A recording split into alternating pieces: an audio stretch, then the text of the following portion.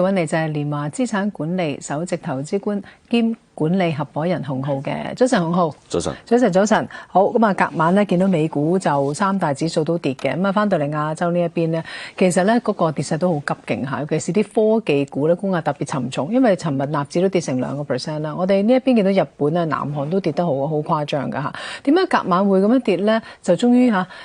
多個 CEO 啊，華爾街啲大行 CEO 咧就出嚟警告咧，話估值高啦，大市要回調啦，嚟緊12至到24個月咧會跌1成㗎啦。仲更加緊要咧就係 Michael Burry 啦，佢之前咪就係估中咗個次按危機嘅，佢就係咁講嘅話呢一個即係人工智能泡沫，咁所以佢旗下基金咧就沽空呢一個 Palantir，咁佢上一季咧認沽期權嘅 Palantir 認沽期權咧大幅增加咗嘅咁雖然你話Palantir 佢季績勁咧，但係琴日見到咧佢都要碌翻落嚟啊咁究竟洪灝之前咧，我諗我哋估值高呢個問題咧呢一年都講咗好耐，係邊講邊升嘅美股，係咪終於講到今日啦？就真係應驗啦。係因為估值佢係咁樣嘅，即係佢估值 valuation 咧，佢要去到一個極限，佢先會產生意義嘅。咁而家我哋如果你睇所有嘅指標咧，咁佢翻去2022年嘅1月份嘅高點啦，翻去呢個2000年呢個互聯網泡沫破滅嘅高點啦，等等嚇。咁所以咧，其實而家我哋去到歷史高位嘅，咁甚至有一啲指標係去超過咗歷史高位，譬如話呢個市值除以呢個 GDP 咁樣個比率咧，咁其實佢係遠遠超過咗歷史高位。咁同時我哋見到巴菲特嘅公司咧，其實佢而家持有接近4000億美股嘅美元嘅現金嘅。咁所以咧，種種跡象咧都講明，即係而家我哋個情緒，我哋估值係去到好極端，係需要調整一下嘅。咁但係咧，好多人一見到今次調整下，我哋琴晚其實標普就跌咗1%，納指都2%啦。咁其實喺每一年咧都會出現10零次甚至更加多嘅單天跌1到2%咁樣嘅事件嘅嚇。咁所以咧，其實so far我哋認為係一個正常嘅回調啦。咁同埋咧，大家要注意就話見頂佢唔係話一晚就見到頂嚇，咁佢一定會來回拉鋸好耐嘅嚇。咁所以咧，而家我哋見到係一個美股見頂嘅過程，而唔係見頂嘅呢一點嚇。咁所以呢個要大家注意嘅。即係拉鋸就係有啲人就沽，有啲人就覺得可以買，所以有未有一個好大嘅共識話其實要一個即係大啲嘅即係估值嘅回調啦咁樣。但係問題係咩咧？啲華爾街大行啲 CEO 咧講到出到嚟講話俾你聽，嚟緊12至到24個月跌1成咁樣，一成算唔算佢叫多咧？你睇下之前升咗咁多回調一成喎，其實佢仲成1年至2年嘅事。係基本上咧，每一年美股基本上每一年都會有跌過甚至超1成嘅咁樣嘅事件出現嘅。咁所以咧，如果你話未來1到2年喺咁高嘅估值1到2年你先跌1成，咁我覺得同冇講任何嘢一樣啊，係啊，咁我覺得係白講咯，係啊，咁我覺得呢個當然佢係從佢自己係華爾街 CEO，咁如果市場由牛轉熊咧，咁同埋成交冇咁旺嘅話咧，咁其實佢呢啲咁嘅公司佢賺錢就比較難一啲嘅，咁所以亦都要理解佢嘅出發點。好，咁你覺得今次個回調成個過程係會點樣展現出嚟，同埋幾時會真係見頂咧？首先我哋認為呢次調完之後佢仲會有得升嘅，係啊，咁所以咧我哋而家見到呢個6900點嘅呢個點位，肯定唔係呢一輪行情嘅最高點，係 S&P 6900點，咁所以咧我覺得7200 plus 應該可以見到嘅。咁但係咧喺呢個過程中注意就係話，我哋如果見到市場繼續上升嘅時候，咁我哋究竟係獲利了結咧，定係繼續加倉下 back 佢去10000點咁樣？咁呢一個我認為大家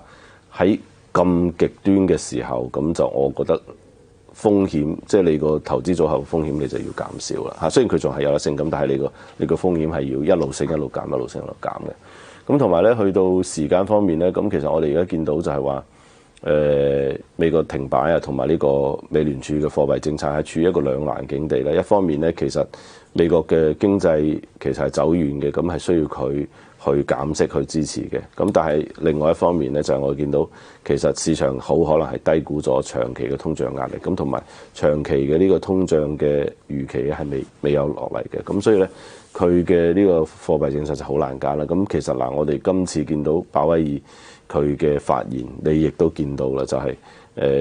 佢好強調就係佢個鷹派，即係或者佢12月份究竟可唔可以再次減息嘅呢一個事件係未成為定局㗎嚇。咁所以咧，我覺得有好多因素大家要考慮嘅，就係話喺風險咁高嘅時候，估值咁高嘅時候，你去繼續加倉去買呢啲咁貴嘅股票，是否未來仲有更加高嘅點位可以讓你獲得回報咧？咁我覺得呢個機率會好細嘅。可唔可以咁講咧？就係美國其實嗰個經濟個 fundamental 基本面或者個前景其實不足以支撐住咁高估值，因為今次個升市可能真係好集中喺啲 AI 相關嘅。即係你覺得已經係過高啦，甚至乎出現一個泡沫啦。會唔會呢個兩者不協調底下，其實係有個風險係比較高啲咧？係而家肯定係一個泡沫啦。咁其實我知道好多人就話如果我哋去到呢個泡沫，我哋面臨一個泡沫咧，應該點樣去參與？咁喺2年之前咧，當然積極參與啦，因為你知道呢個泡沫可以行好遠。咁但係咧，我哋而家見到就係種種呢個泡沫見頂嘅跡象啦，包括估值啦，包括情緒啦，包括貨幣政策啦，包括美國本身嘅經濟嘅呢個基本面啦，都係唔支持咁高嘅位置嘅嚇。咁所以咧，我覺得去到泡沫咁末期咧，即係大家就要注意啦嚇。好多人希望就係話喺泡沫嘅最頂端去逃頂嘅，咁幾多個人做到咧？係啦，基本上係冇人做到咯。同埋咧，喺最頂端嘅時候，呢個位呢個價位你係睇到，但係買唔到嘅，或者買唔到嘅，因為咧到時所有人喺度出貨咧，你淨係睇到，你淨係睇到一個價位，但係你手上嘅貨係出唔到嘅。所以而家最緊要做就係將個風險咧就減低佢。冇錯啦，即係嗱，我相信嚟好多人啊，假如如果你從09年做到而家你當時標普666點，而家6900點，升咗10倍，咁你好唔好將一部分嘅呢一個獲利咧，你可以攞翻出嚟係做其他嘢？咁如果你話見頂啦，見頂嘅時間點係幾時話係？我覺得4月前後係一個好關鍵嘅時間窗口啦，咁呢個大家要注意嘅。咁我覺得到時呢個美國基本面啊、貨幣政策啊、通脹預期啊，都會顯得非常明顯，就係話你唔會，你只有一個方向可以行啊。咁到時嘅時候咧，任何一個事件都會觸發呢個泡沫破滅嘅。咁最大，你覺得最大觸發呢一個泡沫爆破嗰個事件係咩嘢咧？即係你話係通脹數據出嚟係突然間好驚啊，定話停擺仲未停擺完啊？定話啲其他啲政治因素啊？定話有啲咩嘅可能突然間崩盤啊？睇下點樣去捉摸咧？係啊，其實好難啊。係美國而家呢個停擺已經係歷史上第2場啦嚇。咁其實大家發現冇咗個美國政府好似都幾好嚇，冇咁多流動性緊張咗。咁好難想像就係佢停擺半年嘅，我覺得好難想像嚇。咁呢個第一點啦。咁第二點咧，其實去到咁樣嘅位置咧，即係佢任何一個事件，甚至係一個利好嘅事件，都可以成為觸發點。嗱，我舉個例子啦，譬如話我哋最近見到 Palantir 啦。佢嘅業績係非常好，佢係超預期咁，同埋佢 raise expectation， 即係 raise guidance 嘅。咁但係佢個股價咧升咗之後，琴晚就暴跌啦。咁另外一個半導體公司亦都係出現同樣嘅情況。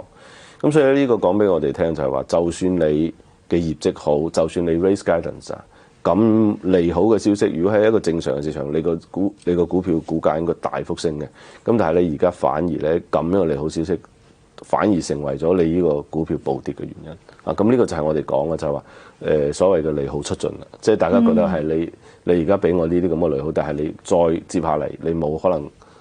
比而家更加好啦，所以大家獲利了結啦嚇。咁所以呢個就係一個好典型嘅例子啦。咁一般市場見頂嘅時候，即係如果市場見到利好消息都唔升嘅時候，一般就係市場見頂嘅時候。你講好見到利好消息咧，可能唔升，甚至乎升得唔夠多啦。如果你講我哋中港股市近排利好消息都多嘅，譬如你話中美又傾成咗啦，新一輪嘅協議啦，4中全會又審議咗嗰個15規劃咧，好清晰嚟緊，知道嚟緊個5年會點樣嘅方向啦。但係見到我哋咧，完全好似冇乜反應嘅嚇。咁我哋即係人哋不斷破頂，我哋連個頂啊，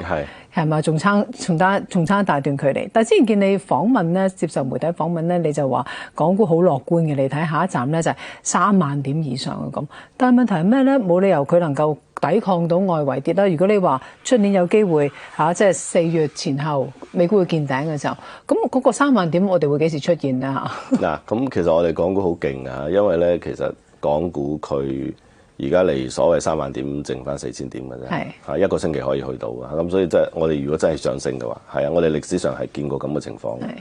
咁所以咧，我覺得大家亦都唔好急因為呢個4中全會咧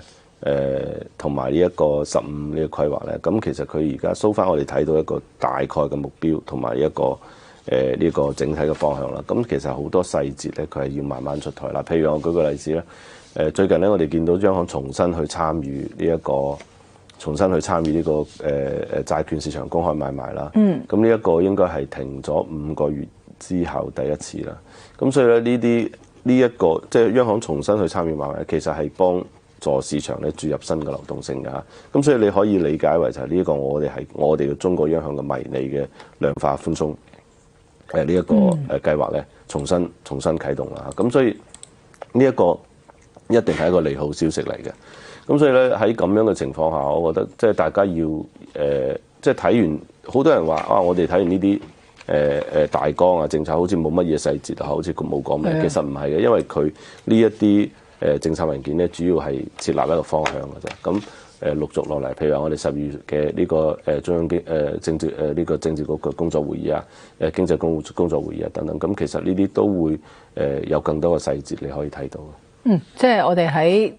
今日至到出年嘅某一個時點，我哋要把握機會，即係捉住呢一次最尾一個升浪啊！我認為係咁啦，係。好，咁究竟用咩板塊去捕捉呢個升浪咧？轉頭翻嚟繼續同阿洪灝傾啊！陣間翻嚟見。